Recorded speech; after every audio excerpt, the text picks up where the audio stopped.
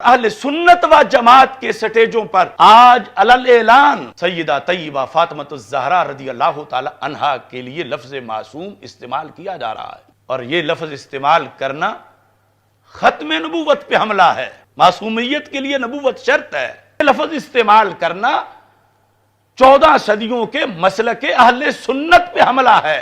مقام سیدہ زہرا رضی اللہ تعالی عنہا وراء الورا ہے۔ ہم جیسے کروڑوں ان کے خاکے پاپے قربان، مگر وہ نبیہ نہیں ہیں، وہ معصومہ نہیں ہیں، وہ راضی نہیں کہ ان کو معصومہ کہا جائے یا معصوم کہا جائے۔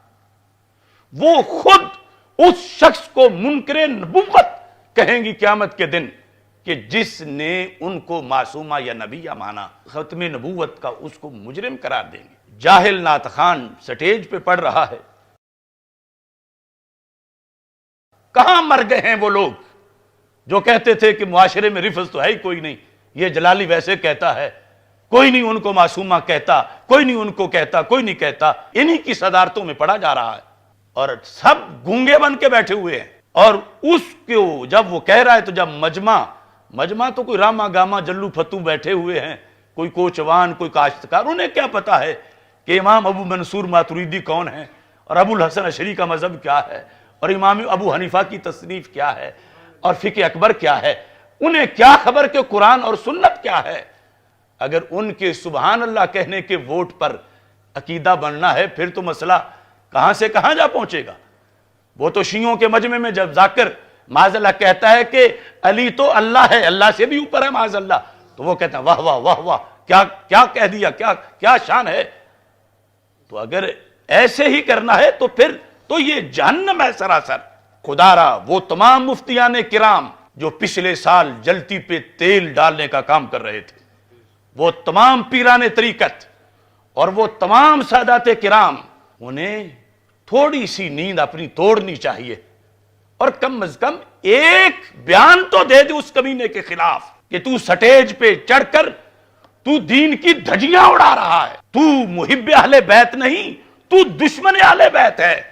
کہ جب تو سیدہ فاطمہ رضی اللہ تعالی عنہا کی وہ شان بیان کر رہا ہے جو ماننا ختم نبوت کا انکار کرنا ہے، لیکن ایسی دھاندلی ہے، ایسی سیاحت ہے، چور کو روکا جائے تو پھر یہ بھی چوکیدار کی ٹانگیں کاٹنا شروع ہو جاتے ہیں، اور جب چور لوٹ رہا ہو تو پھر خاموشی اختیار کرتے ہیں کہ اسے وقت دینا چاہیے، مزید لوٹ لے، جتنے زیادہ گمراہ کر سکتا ہے تو گمراہ کرے۔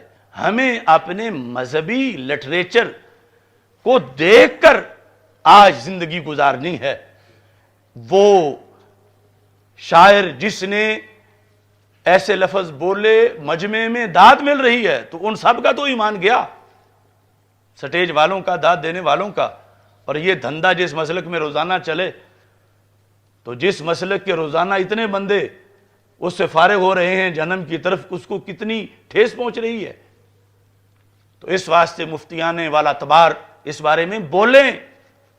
پیران طریقت جو فریب خوردہ تھے وہ اب آنکھیں کھولیں، نہیں تھے پھر بھی کھولیں، کوئی مسلک تھی پھر بھی بولیں، ورنہ خاکم بدہن کل کس کو اہل سنت کہو گے؟ محض رفض کو برائے فارمیلٹی اہل سنت کہہ دو گے؟ جو کتابوں میں اہل سنت ہے وہ تو اس پر تو ناسبیت کا بورڈ لگا دیا جائے گا۔ ماضی کے سارے ائمہ پر اس بنیاد پر یہ قابل توجہ ہے نہایت بات۔ ایسی محافل سے محفل نہ کرنا اچھا ہے، کیونکہ نہ کرنے سے وہ نقصان تو نہیں ہوگا جو کرنے سے ہوا۔ اتنے لوگوں کو اکٹھا کر کے شیطان کو پیکج دے دیا کہ ویسے تو اس نے ایک ایک کو جا کے گمراہ کرنا تھا، اور اب اس نے بیک وقت ہزاروں کو اکٹھا ہی کر لیا۔ تو اس واسطے اس چیز پہ دھیان دینا چاہیے۔